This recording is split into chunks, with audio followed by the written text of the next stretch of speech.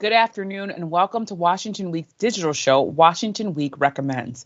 I'm Yamiche Alcindor, and each week I recommend great reporting that I think deserves your attention. And today I want to shine a light on a terrific article from Yasmeen Abutaleb. She's a White House reporter for the Washington Post, always, and is a frequent guest on Washington Week. Her piece is titled, quote, Biden's tense diplomatic dance with China has a long history. It details President Biden's unique and years-long relationship with China's President Xi Jinping and how this Chinese spy balloon has increased tension between the two countries.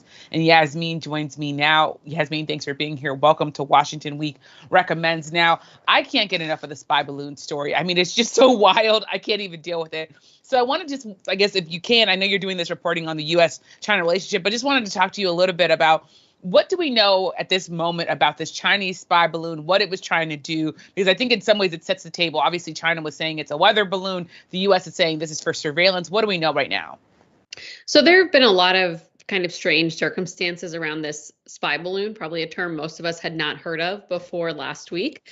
So what happened was on January 28th, the U.S. found this spy balloon, and it's not really a balloon. It's like the size of 3 school buses, and it's a lot of metal. I just think that that'll become important later as we describe this whole incident flying over the continental United States. So I think it was first identified in Alaska, and then it eventually made its way to Montana, and over the next several days floated over, sort of across the entire country before the U.S. military shot it down over the Atlantic Ocean. So what happened was on January 30th, which I guess was last Thursday, or maybe 2 Thursdays ago, the Pentagon had said publicly they had identified this spy balloon flying that was trying to collect sensitive U.S. intelligence information. China then basically apologized for the balloon and said, no, it's really a weather balloon. We didn't mean anything by it. And I think the important circumstance surrounding this was that the Secretary of State, Antony Blinken, was supposed to leave for a long scheduled trip to Beijing the following day. And then he ended up canceling that trip because the U.S. basically said, we can't go under these types of conditions. China's invaded our airspace. They've invaded our sovereignty. We can't have Blinken now go and have this meeting with the Chinese, which both sides really wanted because they're afraid of cutting off communication altogether. And it's so important that you bring up the context of this. I want to ask you about Blinken's visit and all of the sort of diplomatic ties. I have one more question, though, when it comes to just sort of what this is. In interviews this week, President Biden said that this was not a major security breach, that this balloon or whatever, this flying thing with a lot of metal and solar panels on it, that it was not a major national security breach. Could you explain just how the White House sees this, how President Biden sees this, that thinking there? Yeah, there's been a little bit of mixed messaging on this. So what happened was the Biden administration got a lot of criticism from Republicans for not immediately shooting the balloon down. They basically were saying, if this spy balloon was floating over the United States, why would you let it continue to float and continue collecting potentially sensitive information instead of just shooting it down? So what President Biden said was, as soon as he was made aware of the balloon, he told the military to shoot it down as soon as they deemed it was safe. But because of how large this is, because of how expansive the debris field is, I think one national security official described it as like 15 football fields by 15 football fields, the sort of scope with which debris could fall. They didn't want to shoot it over land for fear that it could hit a school or a house, or, there could be some accidental injury or killing as a result of the debris falling from the sky. So they waited until it was over water. And Republicans were saying, why would you let it collect all this sensitive information for several days? And the White House's response and President Biden's response was, well, it really wasn't that sensitive information. It's not anything they couldn't have collected through spy satellites or some other technology that they use regularly. The conflict here is that the State Department declassified information saying it had some sophisticated capabilities. This is part of a larger Chinese spy program. So I think there's a little bit of wanting to defend against the criticisms. And of course, they didn't want to injure anyone, which probably would have been worse, and to downplay it a little bit, but also to say this wasn't a small thing. It wasn't an overreaction to cancel Antony Blinken's trip. And as you bring up Antony Blinken's trip, you write that this was a major hurdle now in this months-long efforts to try to have more communication, better communication with China. So explain the thesis of your article here and sort of what were the critical findings as you reported this out. So, I mean, the biggest challenge for President Biden, there, of course, has been Russia's invasion of Ukraine, but he really views China as the biggest threat to American interests. And he has made that clear. His administration has made it clear in their national security strategy, and he's made it clear in what he said. And the administration has tried many times just to pivot its foreign policy to focus on China and competing with China. And of course, has been derailed quite a bit by the Russia's invasion, but they still view China as the top threat. So, I mean, the interesting thing about President Biden and the Chinese President Xi Jinping is they were vice presidents at the same time. And so they got to know each other when they were both vice presidents of their country. So they have this more than decade-long relationship. And President Biden, when he went to Bali in November and met with Xi Jinping, their first face-to-face meeting, both as leaders of their countries, there was sort of a much warmer tone than there has been towards China. They had this handshake. They said, we want to have open lines of communication.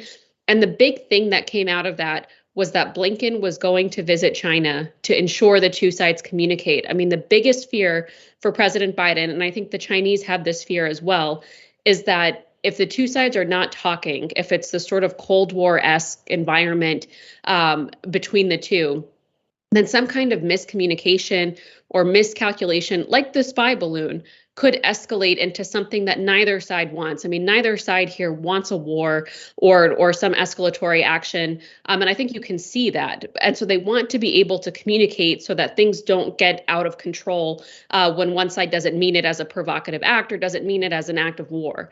And so canceling Blinken's trip was really a big hurdle in this, because this was supposed to be continuing the communication. He was going to go to Beijing. There was the expectation that he would probably sit down with Xi Jinping. And then that got canceled, and it's not quite clear yet when they'll be able to reschedule it. Well, I was going to ask you that. Where does that trip stand now, and what are the political implications if that trip is not rescheduled at some point? It's a great question, Yamiche. I mean, the White House was very clear, and the State Department were trying to say it's been postponed. It hasn't been canceled. But when I spoke with experts about this, they said, the conditions are never going to be completely ripe or completely perfect for the two sides to sit down. There could be something the Chinese perceive as an incursion by the US, or that they're trying to make a show of it, or vice versa.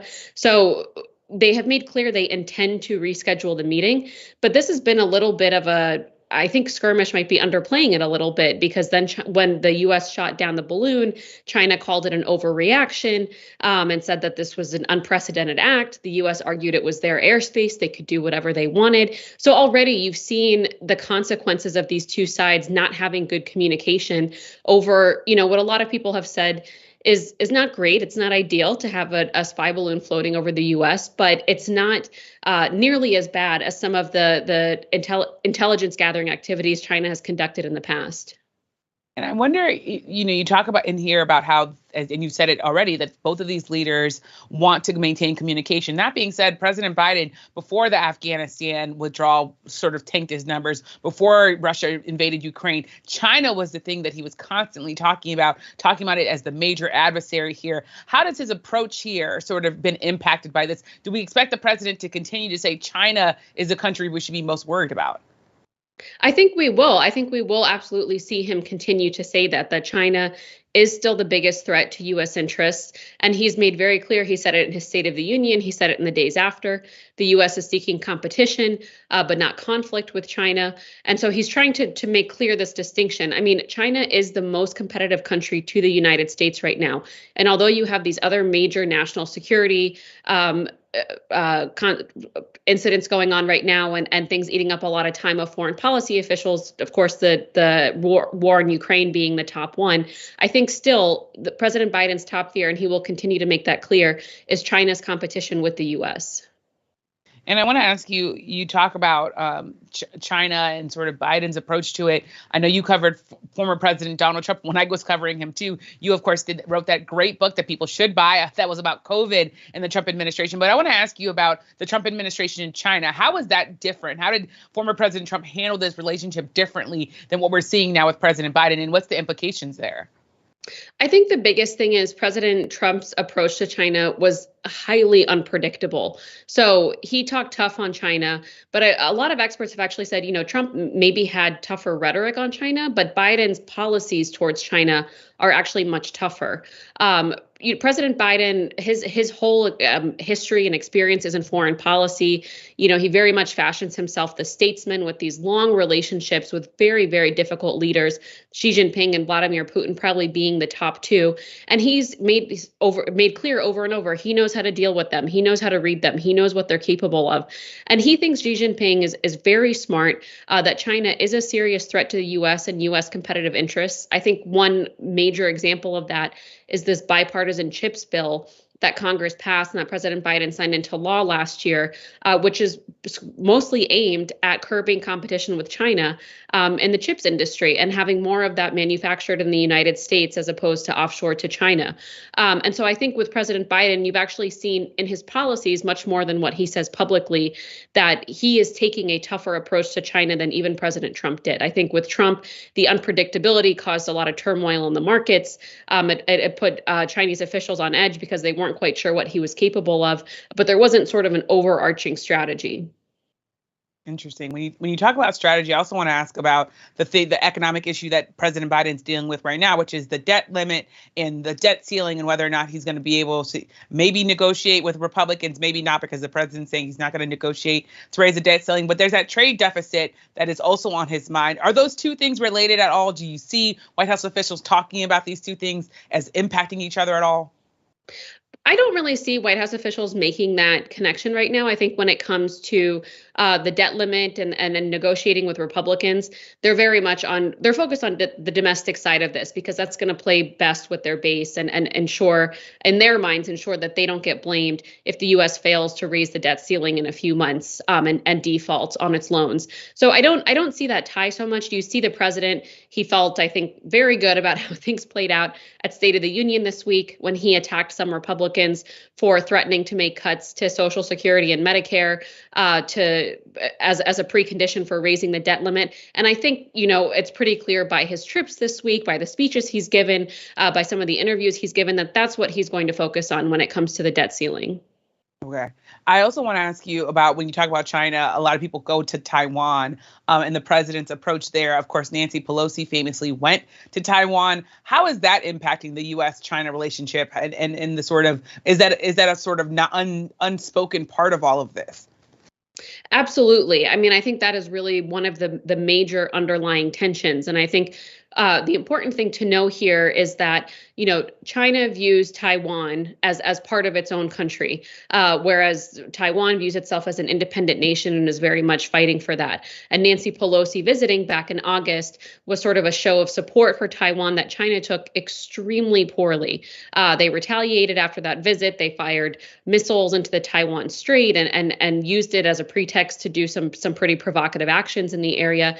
And President Biden has really put Chinese officials on edge a number of times when he talks about Taiwan, because I think about 4 times now he has said the U.S. would defend Taiwan militarily if they were attacked by China. And that's not official U.S. policy. Official U.S. policy is this strategic ambiguity on Taiwan. But when I speak with people who have known President Biden for a long time and his approach to foreign policy, White House officials have walked it back every time President Biden has said that in an interview or some kind of setting. But some people think he's being quite deliberate in, trying to keep Chinese officials guessing and to make clear that the U.S. would not take kindly if China tried to invade Taiwan. And I think they've used Russia's invasion of Ukraine as sort of an example. And my last question here is, when you think about sort of reporting targets in the future, what this relationship looks like in a year, in 2 years, in 3 years, what are the things you're most focused on? I think Kevin McCarthy, the House Speaker, has said he plans to go to Taiwan and take probably a contingent of some Republicans with him. Maybe some Democrats will go as well. I think it'll be very interesting to see how China reacts to that. I mean, you would have 2 House Speakers going within a year or year and a half of each other. That could be seen as extremely provocative by the United States, even though Congress is, of course, a separate branch of government. I think we want to see if Blinken does manage to reschedule this trip and there is some some kind of high-level face-to-face meeting between the U.S. and China. And then I think, incidents like this, the spy balloon, are actually, I think, what we want to look out for, these sort of incursions or perceived incursions, and how each country reacts to it. Does it become escalatory? Does each side try to de-escalate and avoid a bigger confrontation? I think that's going to be very indicative of where the relationship is headed. Well, Yasmeen, you broke it all down for us. Thank you so much for joining us and for sharing your reporting. Thanks so much, Yamiche. And thank you all, of course, for watching Washington Week Recommends. You can find us here every single Friday at 12:30 p.m. Eastern. And tonight, be sure to tune into Washington Week on PBS. We have a lot to discuss, including, of course, President Biden's State of the Union address to a divided Congress and his trips to key battleground states. So please check that out, and we'll see you this evening.